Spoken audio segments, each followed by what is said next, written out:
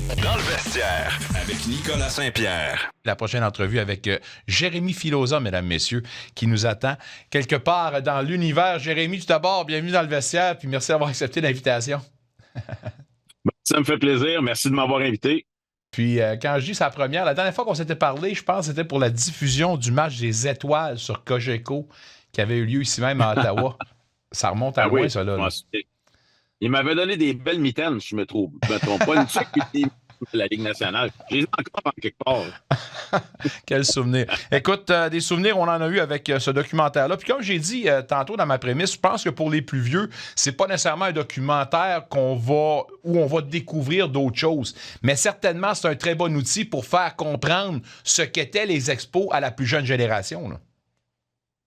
Oui, exactement. Ceux qui n'ont pas suivi ça, comme ton co-animateur, peut-être qui a entendu parler des expos, du départ des expos, mais qui ne comprend pas trop pourquoi l'équipe est petite et tout ça. Puis bien honnêtement, même nous autres, on se pose encore des questions. Mais, tu sais, écoute, j'ai eu tellement de messages depuis la sortie du documentaire sur Netflix. C'est complètement malade le nombre de personnes qui ont regardé ce documentaire-là. Et il y en a plein aussi qui m'ont écrit puis qui m'ont dit « J'ai pas encore le courage de regarder ça, je sais que ça va me faire brailler. Et en effet, je le dis aux gens, là, c'est difficile à la toute fin. Là. Sortez votre boîte de Kleenex. Mais il y en a beaucoup qui m'ont dit « Je l'ai commencé, puis j'ai pris une pause. Il a fallu que j'arrête. C'était trop émotif. Je vais recommencer bientôt, mais je trouvais ça trop tough. » Alors, je comprends pour les gens là, qui ont vécu ça puis qui ont été vraiment blessés par le départ des expos parce que, je le dis tout le temps, quand une équipe de baseball perd, tu sais, on disparaît, pardon, on parle souvent de la santé mentale des gens. Le baseball, c'est un sport qui t'accompagne 162 soirs par année. Tu sais, tu ouvres la radio, tu ouvres la télé pendant 4 ou 5 heures, si tu écoutes les avant-matchs, les après-matchs, tu as le sentiment qu'il y a quelqu'un qui est là avec toi. Ça fait tellement de bien à tellement de monde. Et de les avoir perdus comme ça, c'est... Quand ça disparaît du jour au lendemain, là, c'est très difficile à accepter. Mais quand on entend la réaction des gens qui, ni plus ni moins, ont tourné le dos au baseball suite au départ des expos, d'une certaine façon, il faut les comprendre parce que toi-même, ton témoignage, tu te dis, moi, quand ils sont partis, c'était fini.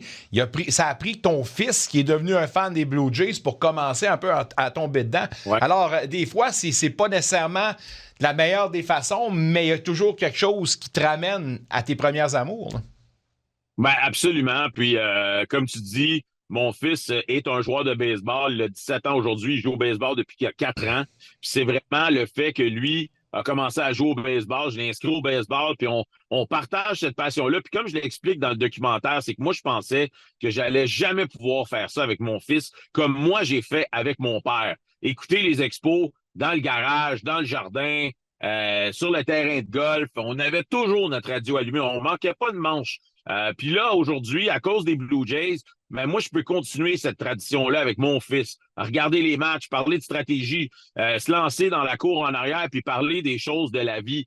Alors, je me trouve quand même très reconnaissant d'avoir les Blue Jays qui sont maintenant l'équipe du Canada pour pouvoir continuer de vivre ça. Mais je te dirais que le timing de la sortie du documentaire avec cette frénésie pour les Blue Jays présentement, tu sais, le timing ne pourrait pas être plus parfait pour que les amateurs de sport se rendent compte à quel point on est passé à côté de quelque chose d'extraordinaire. Quelque chose qu'on aurait pu continuer d'avoir chez nous ici, là. J'allais dire, pour ceux qui sont encore dans le doute à savoir si Montréal est un marché ou pas de baseball, c'est difficile de croire que ce n'en est pas un après avoir vu justement des témoignages de tous les anciens joueurs, mais également de ceux qui faisaient partie justement de cette base de partisans-là. Montréal est définitivement un marché de baseball, là.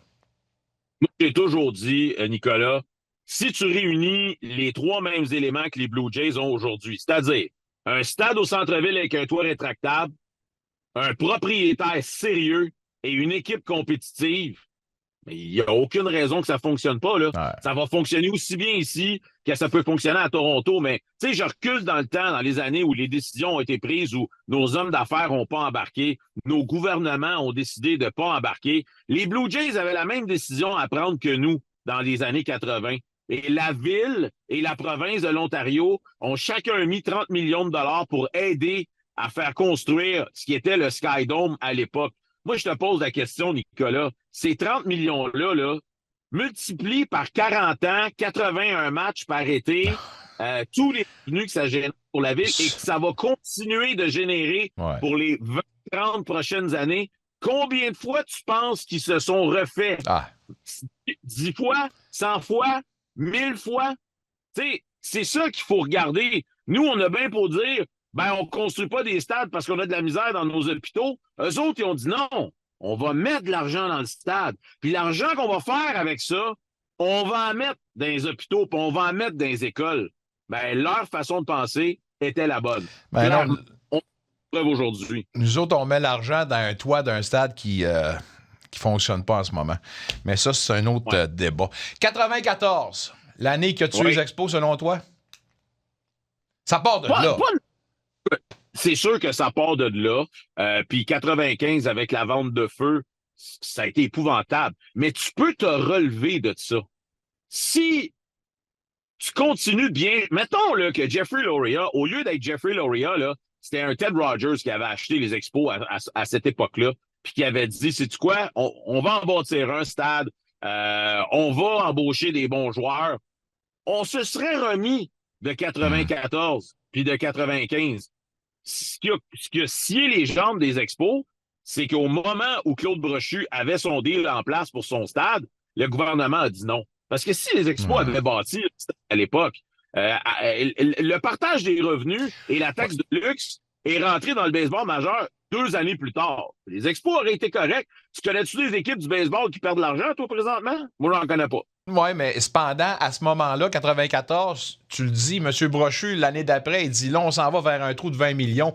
J'ai l'impression que le groupe qui avait la propriété des Expos n'avait pas les moyens de ses ambitions. Puis le Québec au complet, est-ce qu'on avait vraiment les moyens de garder les Expos à ce niveau-là, avec la flambée et tout ça? Jeffrey Loria a sorti 18 millions de dollars de ses poches pour acheter les Expos. Et quelques années plus tard, il a vendu la franchise au baseball majeur pour 120 millions. Il a flippé 18 millions en 120 millions en 2 ans. Viens pas me faire à croire que les hommes d'affaires qui étaient là à ce moment-là étaient pas capables de mettre 18 millions. J'ai parlé à Mark Rutenberg à la sortie du film lorsqu'il était en théâtre la semaine dernière au cinéma. J'ai dit, Monsieur Rutenberg, si vous aviez su à l'époque ce que vous savez aujourd'hui par rapport à la valeur des franchises des équipes du baseball majeur, vous auriez fait quoi à l'époque? Il a dit, je les aurais toutes rachetées moi-même, puis je l'aurais fait moi-même, le projet. J'ai dit, ben oui, mais il aurait fallu que vous ayez cette vision-là à l'époque. Un de vous autres. Nous, on comptait sur vous, les hommes d'affaires les plus intelligents du Québec, pour penser à ça et avoir ces idées-là. À la place, se sont fait rouler dans la farine. Il a fallu que Jeffrey Loria s'en vienne ici et fasse un gros coup d'argent. Et même chose avec George Gillette, avec le Canadien. Les Américains ont été capables de venir ici, prendre nos équipes, faire de l'argent avec, puis les nôtres, pouette, ils sont retournés à la maison les poches vides. Dis-moi si je me trompe, mais on semble être passé un peu à côté du facteur Bud Selig. Dans le temps, le commissaire, on disait qu'il y avait un accoquinage avec Grand Gallo et Petit Trot. Puis là, on sait qu'il a fait une passe d'argent, puis après ça a été les Marlins. Bud Selig, l'influence qu'il a eue pour justement le déménagement. Là. Écoute, c'est sûr que Bud Selig, à la fin, il était plus capable. Il était vraiment tanné. Moi, je pense vraiment que quand il a mis Jeffrey Loria là, il s'est dit, je vais leur donner une dernière chance d'essayer de trouver des solutions. Tu sais, les chaînes de radio ne payaient même pas pour diffuser les matchs. La seule ville dans l'Amérique du Nord où tu avais des chaînes de radio qui diffusaient des matchs sans payer. Les cachets qu'on obtenait des contrats de télévision, c'était dérisoire. Alors, il fallait qu'il se passe quelque chose. Le gouvernement ne voulait pas embarquer. C'est sûr que tu me diras, Jeffrey Loria, il s'est fait construire un stade au complet à Miami par des payeurs de taxes. Ça, c'est complètement ridicule. Mais sans aller jusqu'à cet extrême-là, moi, je pense que on aurait pu embarquer dans le projet avec M. Claude Brochu. Mais vous allez voir en regardant le documentaire que on se rend compte que nos hommes d'affaires qui faisaient partie du consortium, à plusieurs égards, là, il y avait de la jalousie par rapport à Claude Brochu qui avait été choisi par le baseball majeur pour être le commandité, celui qui allait représenter l'équipe au baseball majeur, celui qui allait parler aux médias. Puis il y en a une couple là-dedans qui se sont dit, crime, on met bien plus d'argent que lui, puis c'est lui, le porte-parole, c'est lui qui décide tout. Je pense pas qu'ils l'ont beaucoup aidé. Je me demande si c'est pas le meilleur outil pour faire réaliser à toute la planète baseball l'importance qu'aurait un marché comme les Expos, comme Montréal. Selon toi, est-ce qu'on va vivre ça un moment donné, le retour des Expos? Je ne sais pas. Ça me surprendrait pour l'unique raison que on n'a pas la volonté politique ici.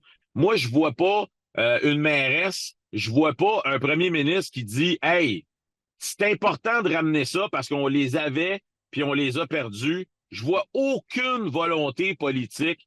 Comme j'ai dit, imagine l'argent qui rentre à Toronto soir après soir pour chaque match. C'est la frénésie là-bas.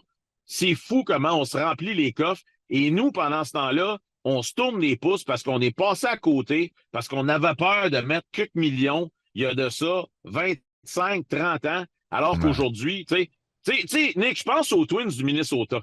Le gouvernement, là, il a mis de l'argent puis il a dit, au bout de 10 ans, on va récupérer notre argent puis après ça, on va commencer à faire du profit. À chaque année, ils ont dévoilé, voici l'argent qui est rentré, voici où on est rendu, voici ce qui a été remboursé. Au bout de 7 ans, ils ont déclaré au public, l'argent qu'on a prêté, qu'on devait récupérer en 10 ans, on l'a eu en 7 ans. À partir de l'année prochaine, c'est juste du profit qui rentre. Puis cet argent-là, on peut en mettre des écoles, on peut en mettre des hôpitaux, on peut en mettre où est-ce qu'on veut.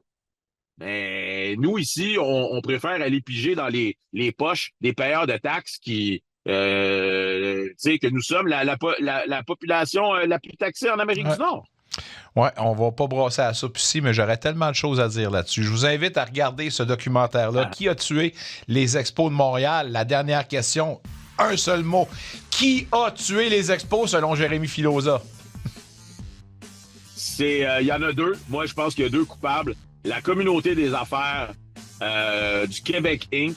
qui n'a pas su voir où s'en est le sport professionnel et à quel point les valeurs des franchises allaient littéralement exploser dans les 20 prochaines années. Donc, le manque de vision de la communauté des affaires du Québec. Et deuxièmement, le politique qui a choisi de prendre des décisions qui, selon elle, allaient être, entre guillemets, populaires au lieu de prendre les bonnes décisions pour sa communauté. Pendant qu'on pleure les Expos, on va célébrer la Série mondiale incluant les Blue Jays. Passant une bonne, mon ami. On fait ça n'importe quand et on se dit à très bientôt. Un retour sportif 100% local dans le vestiaire avec Nicolas Saint-Pierre.